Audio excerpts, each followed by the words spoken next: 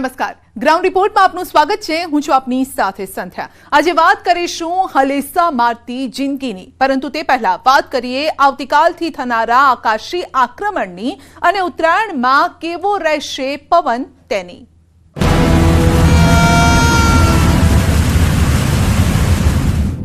ખરેખર આ વખતે તો મેઘો ભાન ભૂલી ગયો છે। ચોમાસે તો તેણે ખેડૂતોને ડામ દીધા જ છે, પરંતુ હવે ભર શિયાળે ફરી એકવાર સમગ્ર ગુજરાતમાં સપાટો બોલાવવા માંગે છે મેઘરાજા। એટલા માટે જ આજે ગુજરાતનો જગતનો તાત હતાશ છે, નિરાશ છે।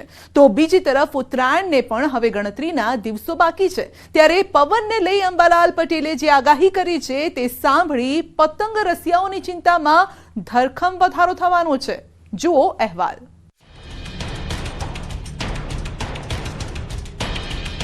હવામાનમાં પડતો આવશે ને અમુક જગ્યાએ માવઠું જોવા મળશે। ગુજરાત પર ડબલ એટેકની તૈયારી, પવન અને મેઘાની જોડી મચાવશે તરખાટ। દક્ષિણ ગુજરાતની અંદર થોડીક તીવ્રતા સાથે હળવા મધ્યમ ઝાપટા જોવા મળશે। અરે ઓ પતંગ રસિયાઓ, તમારી આંગળી સાચવીને રાખજો, અને જેને નથી આવડતું પતંગ ચગાવતા તે તો આ વખતે રહેવા જ દેજો, નહીતર તમે પણ ઉડી જશો। આંગળા ચીરી નાખે તેવી ગતિથી ફૂંકાશે પવન।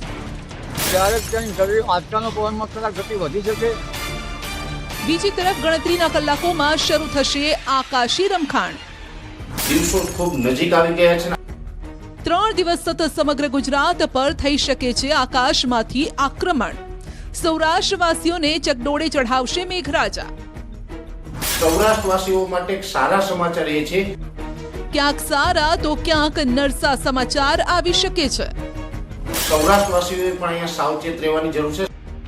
મધ્યમાં મારફાડ, ઉત્તરમાં રમખાણ, દક્ષિણમાં ધમાલ મચાવશે નિર્દય મેઘરાજા। ઉત્તર ગુજરાતના પણ અમુક ભાગોમાં વરસાદ થશે જગતના તાત પર આફતોનું આક્રમણ। ગુજરાતના પતંગ રસિયાઓ અને ખેડૂતો માટે ખૂબ જ માઠા સમાચાર સામે આવ્યા છે। એક તરફ ઉત્તરાયણની મજામાં લોકો મસ્ત હશે, પરંતુ આ મજામાં ભંગ પાડશે ઉત્તરાયણના દિવસે ફૂંકાતો પવન। આવો અમે કેમ કહી રહ્યા છે તેનો જવાબ ગ્રાઉન્ડ રિપોર્ટના અહેવાલમાં તમને આપીશું, પરંતુ તે પહેલા જગતના તાત પર આવતી આકાશી આફત વિશે વાત કરીએ। આગાહીકારોની ચોંકાવનારી આગાહી, સાવધાન ખેડૂતો, કમોસમી આફતના છે એંધાણ। ભર શિયાળે જામશે વરસાદી માહોલ। 7મી જાન્યુઆરીથી સપાટો બોલાવશે મેઘરાજા। 3 દિવસ પ્રચંડ વેગે ત્રાટકશે બરબાદીનો વરસાદ। રાજ્યની અંદર જે માવઠું થવાનું છે એમાં રાજ્યના અમુક જિલ્લાઓની અંદર 7 તારીખ એટલે કે રવિવારથી વાદળછાયું વાતાવરણ જોવા મળશે, અને એમાં પણ દક્ષિણ ગુજરાતના મોટા ભાગના વિસ્તારો એવા હશે કે રવિવારે ત્યાં વાદળ જોવા મળે, અને ડાંગ અને વલસાડ, વાપી, નવસારી આટલા વિસ્તાર એવા હશે કે એમાં રવિવારે પણ કદાચ છૂટા છવાયે ક્યાંય છાટા છૂટી થઈ જાય, એટલે કે 7 તારીખે પણ ત્યાં છાટા છૂટી થઈ શકે છે। આ નિવેદન પરથી ઉત્તરાયણના બરોબર 4 થી 5 દિવસ પહેલા જ ઇન્દ્રદેવ ફરી ગુજરાત પર કોપાયમાન થવાની તૈયારી કરીને બેઠા હોય તેમ લાગે છે। બેફામ થઈ મેઘરાજા ભર શિયાળે કડકડતી ટાઢ વચ્ચે એવો પ્રચંડ પ્રહાર કરશે કે સપનામાં પણ નહીં વિચાર્યું હોય તેવી સ્થિતિ ઊભી થઈ શકે છે। ન વર્ણવી શકાય તેવા હાલ ગુજરાતના ખેડૂતોના થશે। ખબર નહીં કેમ મેઘો આટલો નિર્દય થઈ રહ્યો છે। ગુજરાતના ખેડૂતોની હાલત ખરાબ કરવા માટે મંડી પડ્યો છે।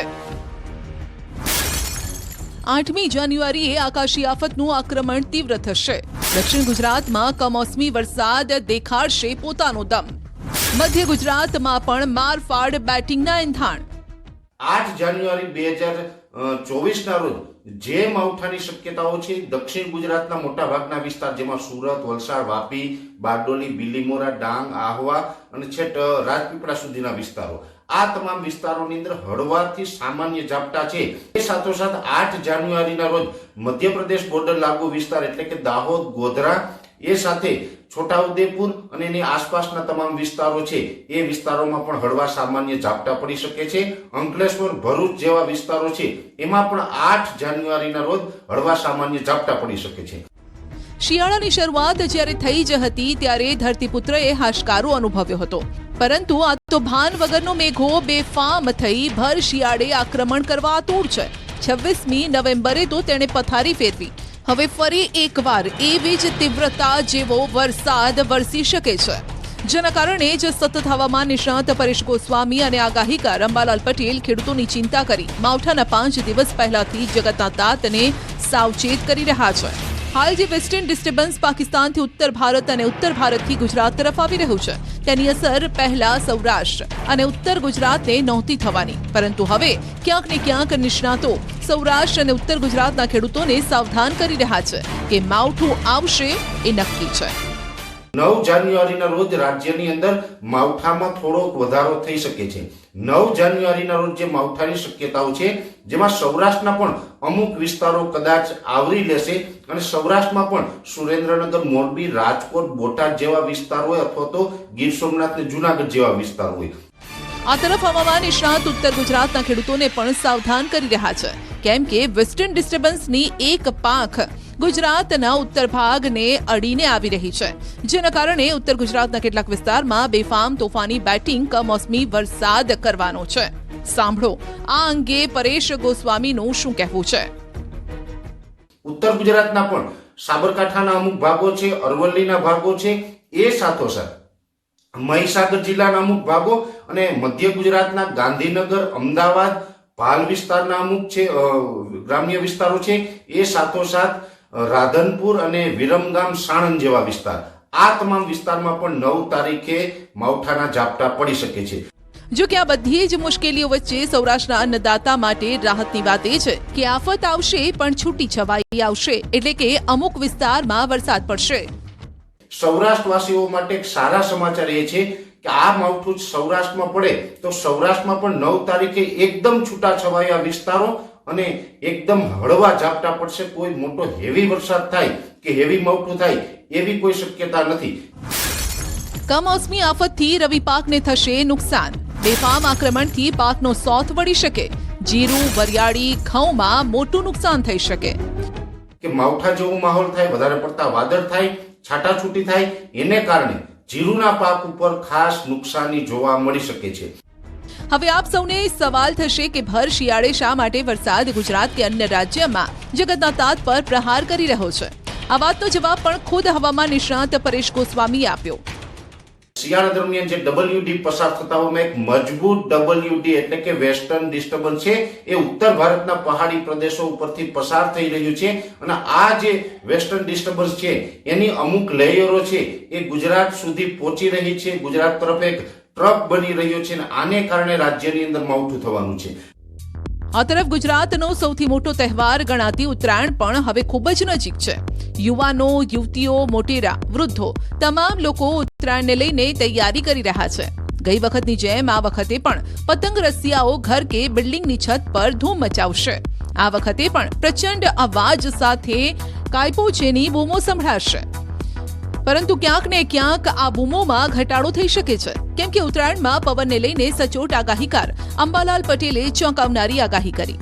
સાવધાન, આંગળા ચીરશે તેવો પવન આવશે. 14મી જાન્યુઆરીએ પવનની ગતિ ખતરનાક હશે. ઉત્તરાયણના દિવસે આંચકાનો પવન ફૂંકાશે. 15 કિલોમીટરની ઝડપે પવન ફૂંકાઈ શકે.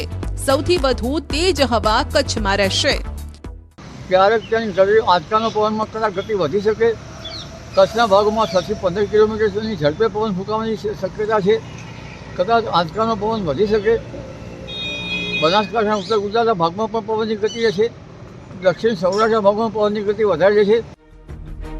તેજ ગતિએ ઠંડા પવન ઉત્તરાયણના દિવસે ફૂંકાવાના છે. એનો મતલબ એ છે કે પતંગ રસિયાઓએ પોતાની આંગળીઓનું ખાસ ધ્યાન રાખવું પડશે, નહીં તો લેવાના દેવા થશે તે નક્કી, કેમ કે આ પવન કોઈનો પણ સગો નથી. બીજી એક વાત, પ્રચંડ વેગે ફૂંકાતો ઠંડો પવન બીમારીનું પણ કારણ બની શકે છે. એટલે જ ખૂબ સાવચેતી સાથે આ વખતે ઉત્તરાયણ ઉજવજો, નહીતર સંકટ સામે જ છે.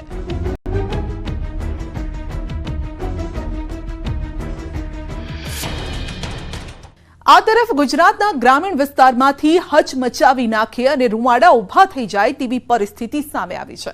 ગુજરાતના અમુક નાગરિકોને 21મી સદીમાં પણ આવી સ્થિતિમાં જીવવું પડશે તેવું કદાચ ગુજરાતીએ સપનામાં પણ નહીં વિચાર્યું હોય. ત્યારે તમને જણાવી દઈએ કે 2024માં પણ ગુજરાતના આ ગામોના લોકોની જિંદગી એક નાવડીના સહારે છે. કયા છે આ વિસ્તાર, જાણો ગ્રાઉન્ડ રિપોર્ટના આ અહેવાલમાં.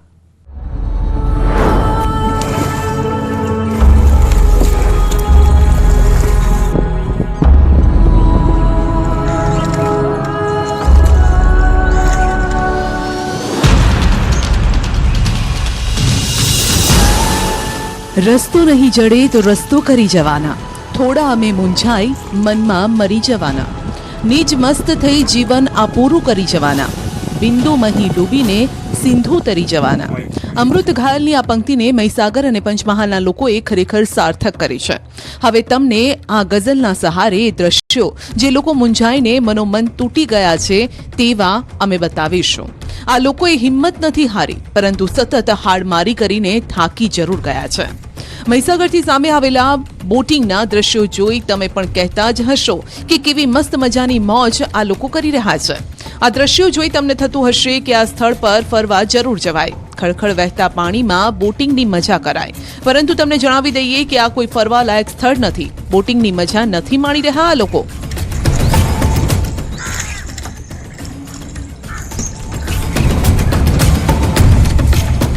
તમને જાણીને નવાઈ લાગશે કે આ લોકો પાસે અવર જવર કરવા માટે કોઈ રસ્તો જ નથી, જેના કારણે એક ગામથી બીજે ગામ જવા હોડીનો સહારો લેવો પડે છે.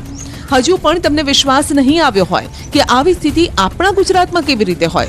સ્વાભાવિક વાત છે, વિશ્વાસ ના જ આવે. આપણે હંમેશા ગુજરાતની વાત કરતા હોય ત્યારે ગુજરાતનો તો પર્યાય જ છે વિકાસ. ગુજરાત એટલે જ વિકાસ અને વિકાસ એટલે ગુજરાત, અને આવા મોટા મોટા સૂત્રો સાંભળવા મળે છે.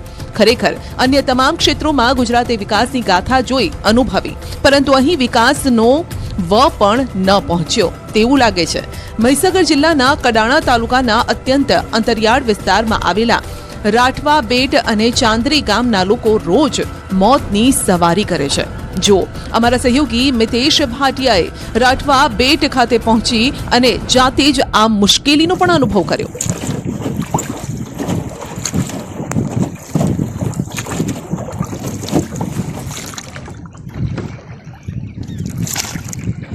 ન્યૂઝ 18 ગુજરાતી પહોંચ્યું છે રાઠાડા બેટ ગામ કે જ્યાં લોકો મોતનો સફર કરી રહ્યા છે 100 ફૂટ ઊંડા પાણીમાં, અને બોટની અંદર એ પણ લાકડાની બોટ કે જ્યાં પાણી ભરાઈ રહ્યું છે અંદર, તેવી બોટની અંદર 1 કિલોમીટર સુધી લોકો માલ સામાન લેવા, અભ્યાસ કરવા કે આ બીમાર હોય ત્યારે પણ અહીંયા બોટમાં જ જવું પડી રહ્યું છે. ન્યૂઝ 18 ગુજરાતી પહોંચ્યું જેવું દ્રશ્યો બતાવી રહ્યો છું તમને કે રાઠાડા બેટ ગામ કે જ્યાં પાણીની અંદર સફર કરવો પડી રહ્યો છે. અત્યારે અમે રાઠાડા બેટ ગામે જઈ રહ્યા છીએ કે જ્યાં વચ્ચોવચ્ચ ટાપુ આવેલું છે, અને વચ્ચોવચ્ચ ટાપુ આવેલું છે અને આજુબાજુ જે પાણી છે તે દ્રશ્યો જોઈ શકો છો કે ન્યૂઝ 18 ગુજરાતીની ટીમ જે બોટની અંદર સફર કરી રહી છે, આજુબાજુ પાણીના જે દ્રશ્યો છે તે તમને બતાવી રહી છે. આવું 40-45 વર્ષથી સતત અહીંના લોકો છે તે મુસીબતમાં.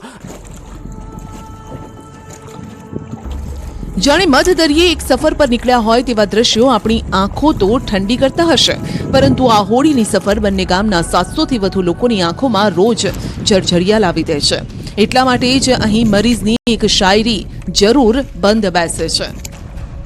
એકાદ હોય તો એને છુપાવી શકો મરીઝ, આ મુશ્કેલી છે જ એવી કે એના પુરાવા પણ હજાર છે. ત્યારે અમારા સહયોગીએ બોટમાં થતી મોતની આ સફર દરમિયાન કેટલાક ગામ લોકો સાથે વાત કરી. સાંભળો તેઓએ કેવા ભારે હૃદય સાથે વેદના વ્યક્ત કરી. ગામના એક નાગરિક છે, તેમની સાથે સીધી વાત કરીશું. કાકા શું કહેશો, આવો પ્રશ્ન ક્યારથી છે આ રાઠાડા બેટની અંદર? 25 વર્ષથી આવો નવો ચાલે છે. 25 વર્ષથી ડેમ બાંધ્યારે પુલ બાંધીએ કરીને 25 વર્ષથી આ રીતનું આવીને કઈ જઈએ બધા. અમે આ નાવડામાં જવું આવું બધું આ જ ધંધો અમારે હજુ કરવો પડે છે. પુલ બની જાય માણસો સ્કૂલ છોરો જાય આવે, બધું સારી રીતે જાય આવે, બધું થઈ જાય. માણસને બી જવું આપવું હોય તો સારી રીતે જવાય. કે આજથી મળે લગભગ 40-45 વર્ષથી 50 મન લો ને એટલા વર્ષ થઈ ગયા.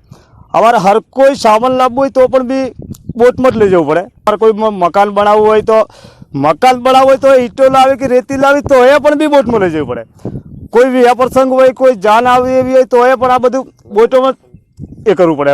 વિદ્યાર્થીઓને પણ નિશાળમાં જવા માટે બોટમાં જવું પડે.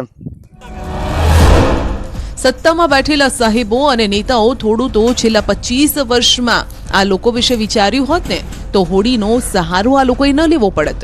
આ લોકો છેલ્લા 50 વર્ષથી આ મુશ્કેલીનો સામનો કરે છે. 50 વર્ષમાં 9 થી 10 વિધાનસભા ચૂંટણીઓ પણ થઈ હશે. લોકસભા ચૂંટણીઓ યોજાય. સરપંચોથી લઈ તાલુકા પંચાયત, જિલ્લા પંચાયતના 100 થી વધુ સભ્યો ચૂંટાયા હશે. તેમ છતાં હજુ સુધી પરિસ્થિતિ જેમની તેમ છે. અનેકવાર આ ગામ લોકોએ રજૂઆત કરી, પરંતુ મતના ભૂખ્યા મત લઈ જાય છે, સમસ્યા હલ નથી કરતા. કિલોમીટર જવું પડે, 1 કિલો 1.5 કિલો નદીમાં લાકડાની બૂટ હાથી. પછી છોકરોને ઘણું દુઃખ પડે છે. છોકરો જવું આ બહુ નુકસાન થાય ને, આવું બધું હે. ઓટલી ને કરે કરતા નથી. હા એ અમે ગમે તે આવે અધિકારીઓની વાત કરીએ કે બની જાય કે 2 દિવસમાં 4 દિવસનું કામ ચાલુ થઈ જાય, મહિનામાં 2 મહિનામાં ચાલુ થઈ જાય. કરતે 25 વર્ષ વીતી જાય આજ સુધી કોઈ કામ થયું નથી. ખાલી અહીંયા આવે જોઈને જતા રહી એટલું જ. અમને વાયદાઓ છે ને એમ જ આલીને જાય કે અમે આમ ચૂંટણી પટી જાય તરત કામ ચાલુ થઈ જાય એમ. એવું આ ચૂંટણીઓ દર ચૂંટણી આવે એટલે અહીંયા જ વાયદા આલે કે ભાઈ પુલ બની જાય, તમારો પુલ બની જાય એ જ વાત છે. બીજી આના સિવાય કોઈ બીજી વાત નથી કરતા. વોટ લેવા આવે એટલે પુલ બની જાય એ જ વાત, બીજી આના સિવાય કોઈ બીજી વાત જ નથી કરતા.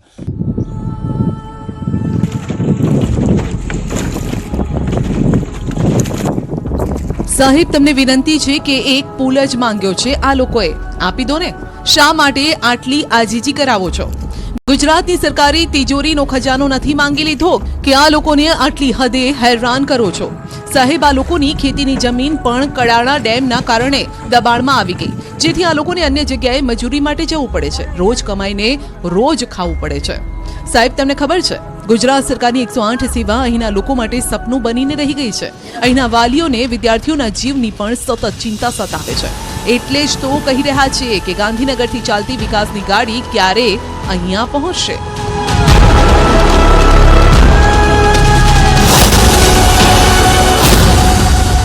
બાળકો કેટલા ઊંડા પાણીમાં હોડીના સહારે આવતા હશે? આ 1 કિલોમીટર ઉપરથી. કેટલા બાળકો છે સ્કૂલમાં? અને 330. 330. કેટલા ધોરણ છે? 1 થી 8 છે. 1 થી 8 બધા બાળકો હોડીના સહારે? હા, હોડીના સહારે આવે છે. એટલે ચારે બાજુ પાણી છે. અધિકારી સાથે વાત કરતા જાણવા મળ્યું કે પુલ બનાવવા સર્વે થઈ ગયો છે. જો કે હાલના સરપંચના પ્રતિનિધિ દ્વારા જાણવા મળ્યું કે રાજ્ય સરકારના મંત્રી કુબેર ડિંડોર દ્વારા પુલ બનાવવાની માપણી અને સર્વે કરાવી દેવામાં આવ્યો છે.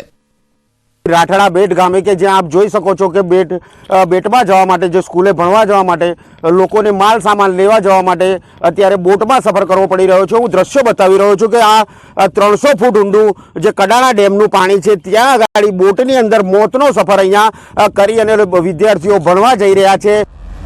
ત્યારે હવે જોવું રહ્યું કે 25 વર્ષમાં જે પુલ નથી બન્યો તે પુલ મંત્રી કુબેર ડિંડોરના પ્રયત્નથી બને છે કે નહીં. જે પુલનું સ્વપ્ન આ ગામ લોકોને બતાવવામાં આવ્યું છે, એ સપનું હવે સાકાર થશે કે નહીં, કે પછી સપનાનો કચ્ચરખાણ નીકળી જશે?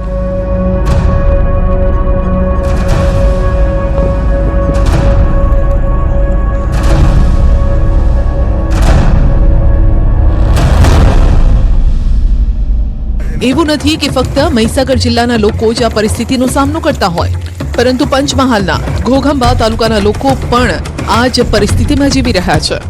અમારી ટીમ તેઓની વ્યથાને સરકાર સુધી પહોંચાડવા ઘોઘંબા તાલુકામાં એક ગામમાં પહોંચી, જ્યાં લોકો મોતની મુસાફરી કરવા માટે લાચાર છે. આપ દ્રશ્યમાં જોઈ શકો છો કે મહિલાઓથી લઈ બાળકો હોડીના હલેસા મારીને એક કાંઠેથી બીજે કાંઠે લોકોને પહોંચાડે છે. એમાંય બીજે કાંઠે જવા કેટલો પરિશ્રમ કરવો પડે છે તે આ દ્રશ્યો પરથી સમજી શકાય છે. આપને જણાવી દઈએ કે આ પરેશાની ઘોઘંબાના જોજ ગામની છે, જ્યાં કરાડ ડેમમાંથી કેચમેન્ટ વિસ્તારમાં ચોમાસા દરમિયાન પાણીનો સંગ્રહ થતો હોય છે, જેથી જોજ ગામના રહીશોને ચોમાસા બાદ પણ માર્ગ પર પાણી રહેતા એક છેડેથી બીજા છેડે જવા માટે ભારે હાલાકીનો સામનો કરવો પડે છે. અહીં એક કાંઠેથી બીજે કાંઠે જવા કેટલો પરિશ્રમ કરવો પડે છે તેનો જાત અનુભવ ખુદ અમારા સહયોગીએ નાવડી હાંકીને કર્યો. અહીંના જે સ્થાનિકો છે તેઓની જે સમસ્યા છે તેના હલ માટે તેઓની વાચા આપવા માટે આવ્યા છે.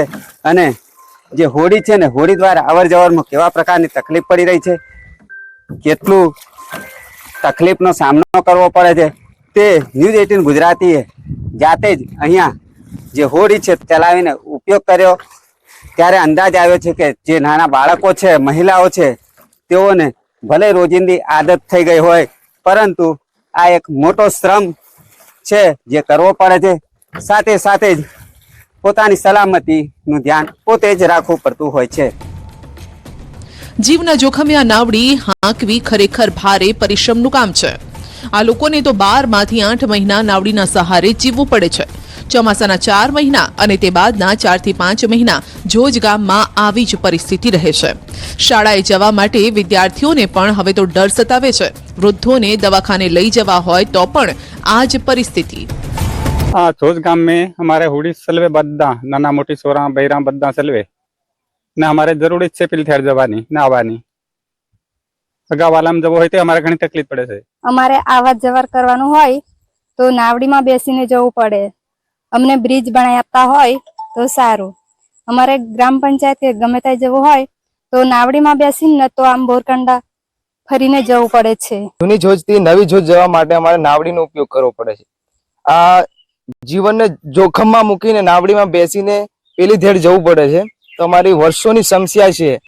ઘોઘંબા તાલુકાના અંતરિયાળ વિસ્તારમાં આવેલા જોજ ગામમાં જાઓ તો જમ્મુ કાશ્મીરના ડલ લેક અને માઉન્ટ આબુના નકી લેક જેવો માહોલ જોવા મળશે. તમને થતું હશે કે લોકો મસ્ત બોટિંગ કરી રહ્યા છે. અહીં કિનારે કુદરતી નજારો જોઈ આહલાદક મનમોહક વાતાવરણનો અનુભવ થશે. પરંતુ આ લોકો માટે આ નજારો ન તો મનમોહક છે ન તો આહલાદક. આ લોકો માટે આ નજારો અભિશાપ સમાન છે. જોજ ગામ ડેમનું નિર્માણ થતા તે સમયે એક જ ભાગમાં હતું, પરંતુ હાલ હવે તે 2 ભાગમાં વેચાઈ ગયું છે. ડેમનો કેચમેન્ટ વિસ્તાર છે એટલે કે સ્વાભાવિક છે પાણીનો સંગ્રહ થાય, પરંતુ અહીં જો પુલ બનાવવામાં આવે તો સ્થાનિકોની સમસ્યાનો કાયમી હલ પણ આવી શકે. આ વિસ્તારમાં ઊંડાણ વિસ્તાર એવો છે કે પોણી નદી જો કરાર ડેમનું પોણી ભરાઈ જાય એટલે અમારે કાયમી તકલીફ જ રહે. અને પછી નાવડા શું છે એક નાવડે તો આ લોકોને જી નહીં શકાય એટલે નાવડા બધા ઘેર દીઠ નાવડા જોઈએ. છોકરા નાના મોટા બધા નાવડા ચાલવે. કામગીરી થતી હોય તો બહુ સારું એવી અમે માંગણી કરી રહ્યા છીએ. એટલે પુલની માંગણી, બીજું તો હવે માંગણી તો હવે બીજી જે છે એ થાય છે, પણ પુલની અમારે જરૂર છે. ઇમરજન્સી તો થતું હોય તો બહુ સારું. પુલ બની જાય તો સારું. લોકોને બી આવવા જવાની તકલીફ પડે છે.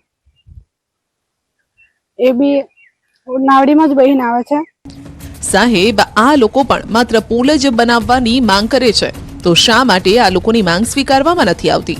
એવું પણ નથી કે આ ગામના લોકોએ તમને રજૂઆત નથી કરી. અનેકવાર આ લોકોએ તમારા અધિકારીઓને, નેતાઓને લેખિત, મૌખિક બધી જ રીતે આજીજી કરી, પરંતુ અધિકારીઓના કે નેતાઓના પેટનું પાણી હલ્યું જ નથી. જેના પાપે અહીં અનેકવાર હોડીમાં દુર્ઘટના થઈ છે. લોકોને પોતાનો જીવ ગુમાવવાનો વારો આવ્યો હોવાનું સ્થાનિક આગેવાનો પણ કહી રહ્યા છે. ત્યારે આ વેદના છે, આ વેદનાને વાચા આપવા માટે ન્યૂઝ 18 ગુજરાતીએ જાતે જ અહીંયા સ્થળ પર આવી અને આ જે હોડીની જે સફર છે તે ખેડી, સાથે સાથે અહીંયા જે સ્થાનિકો છે તેઓની વેદના સાંભળી છે. ત્યારે ચોક્કસ કહી શકાય કે અહીંના જે સ્થાનિકો છે તેઓની વહારે સરકાર આવે અને હાલ માર્ગ મકાન વિભાગમાં દરખાસ્ત કરવામાં આવી છે અને દરખાસ્ત પણ સરકારમાં મોકલવામાં આવી છે. ત્યારે સરકાર વહેલી તકે આ દરખાસ્તને મંજૂરી આપે અને જે બ્રિજ છે તેનું નિર્માણ કાર્ય શરૂ કરે એવી પણ અહીંયાના સ્થાનિકો માંગણી કરી રહ્યા છે. સાહેબ, તમને પણ વિનંતી છે કે ગમે તેમ કરી આવા ગામોમાં તાત્કાલિક પુલ બનાવવાની કામગીરી શરૂ કરો, નહીં તો આ જ રીતે આ લોકો મોતને ભેટતા રહેશે. ત્યારે સરકારમાં બેઠેલા લોકોને કહી દઈએ કે ગુજરાત માટે આ દ્રશ્યો શોભતા નથી. ગુજરાતમાં આવી સ્થિતિ હોવી જ ન જોઈએ તેવું ગ્રાઉન્ડ રિપોર્ટ જોતા એક દર્શક પણ વિચારી રહ્યો છે. હવે આશા છે કે આ અહેવાલ જોઈ રાજ્ય સરકારના અધિકારીઓ અને નેતાઓની આંખ ખુલશે અને તાત્કાલિક અહીં પુલ બનાવવાની કામગીરીને મંજૂરી આપે અને પુલ પણ ફટાફટ બનાવે.